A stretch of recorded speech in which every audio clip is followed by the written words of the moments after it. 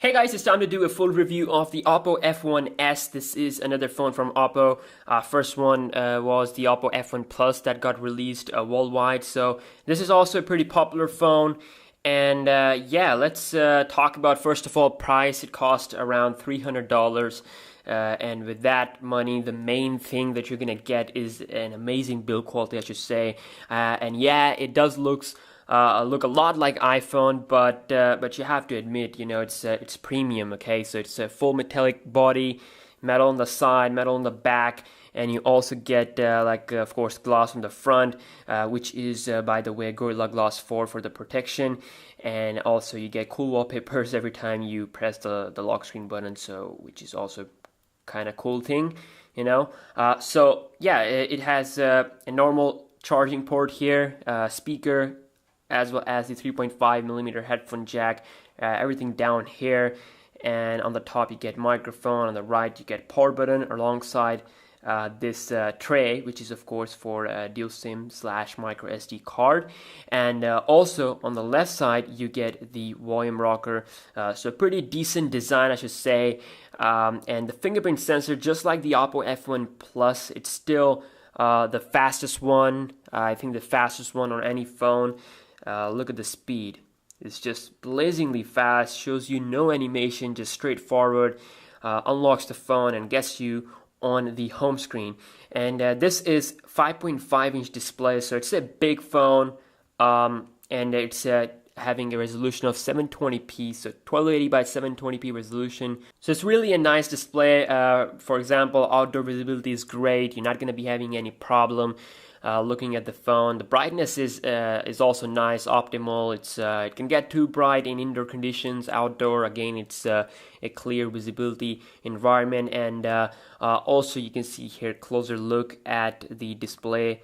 Wow, I mean, yeah, it's not as good as the Super AMOLED, but it is good for the price. 720p, 5.5-inch, not bad at all.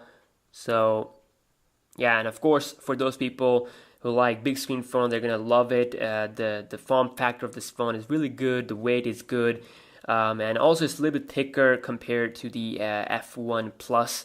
So yeah, that's that. So if we talk about the software, of course, it's using the Color OS. And one thing that sucks is that it's still rocking Android 5.1 Lollipop, you know, which is kind of a shame, because most of the phones are coming with Marshmallow, and the Android 7.0 is right around the corner, so they really have to upgrade their phones here. So you can see 5.1 Lollipop, so you can see the display, it can get really bright in in indoor conditions, so I'm just gonna have it on really low brightness. So yeah, 5.1 Lollipop is there, but software overall, it's kind of a, you know, Chinese software, you can say. It's just home screens, and there's no app drawer. Also, you know, it looks a lot like iOS. First of all, you know, if you hold icon, they're gonna wiggle or wobble, you can say, and then you have the option to quickly uninstall the apps. You can also move them in folders. Also, if we take a look at the power off menu, which is also slide to power off, kind of like iOS, and wallpaper change, of course. When you press the power button, you can on the lock screen you can access the camera, which again also looks a lot like iOS. So let me just show you here.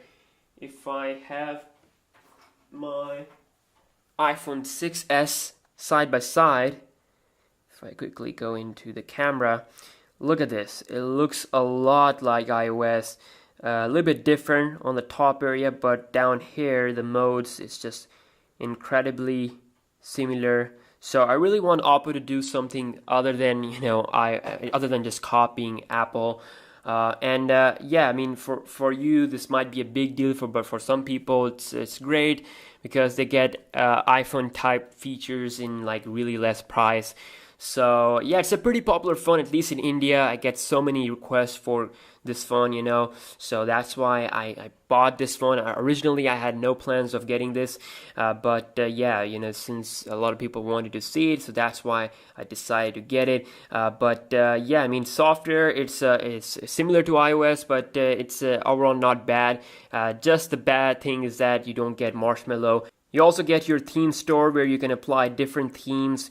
You get different categories. You can also download different wallpapers. So it's overall a good package, and there's like a separate section for wallpapers. Really great wallpaper choice we have.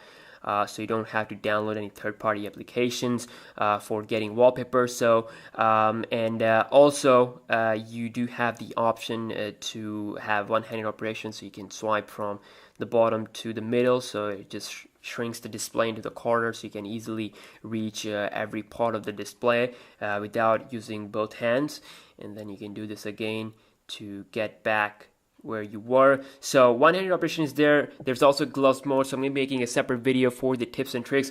Also, one noticeable feature is that you can map applications to the fingerprint sensor, okay, or I should say to your finger. So my right thumb unlocks the phone, while my left thumb is actually for launching the calculator. So every time I unlock my phone using my left thumb, it's going to launch calculator. So once you enroll a finger, it's going to give you an option to encrypt an application to that finger. So you can select any application on your phone, whether it's going to be a game or like a social app, doesn't matter.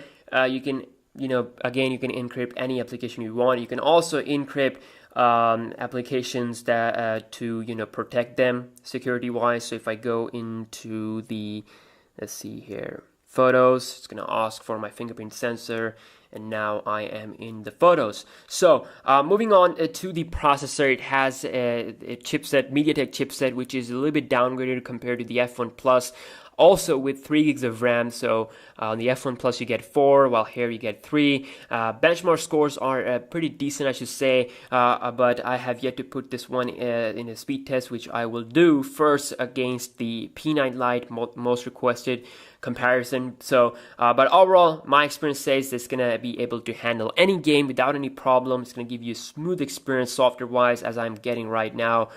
So it shows you the RAM information here, which is almost 1 GB RAM free out of 3 GB. So I believe that the multitasking or RAM management will be great on this phone, so which is a pretty great thing. Like you can see, it's holding up applications in the memory. So moving on to the camera. Now this phone comes with a 16 megapixel front camera and a 13 megapixel camera on the back. So for the price, the cameras are great. They do decent job in both outdoor and indoor low light condition wise.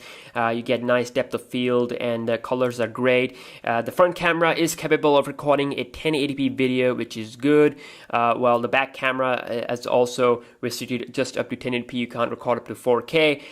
The selfie from the front camera, like they are promoting this phone as a selfie phone. It's not really a selfie phone. I haven't seen it producing great results compared to my Galaxy S7 or I should say Huawei P9 or P9 Lite, considering the amount of megapixels they have put in. But still, again, you can't ask too much for the price. It's decent. Also, other noticeable mentions is that it does have a low power mode, which is not exactly like an ultra power thing mode. It's just underclocks the CPU speed and gives you a little bit more battery life, and also you get eye protection, which is kind of you can say a night mode thing. They're calling it eye protection for some reason.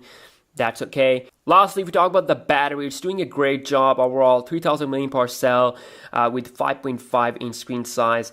Definitely, I should say, I am impressed by the battery. It's going to give you around 1 day plus of usage easily without any problem, and you can expect like around 5 to 6 hours of screen on time. Although I'm going to be doing a separate video for the battery, so stay tuned for that. But again, rough estimate, it's going to give you 1 day plus usage easily. The battery standby is great. It will get more better with the Marshmallow update. You're gonna get like doze mode, so that will definitely improve the battery. But yeah, you know, the battery percentage when the phone is like locked is really stable. So yeah, it's overall a great phone. Really famous in India, I should say. But there are a couple of phones that are coming in the price point of this one, like Huawei P9 Lite, a couple of Samsung devices like the Galaxy J series and the A series. So we'll be doing all those videos. Just be patient, and yeah, I'm gonna try to upload as fast as I can. And see you guys in my next video. Peace out.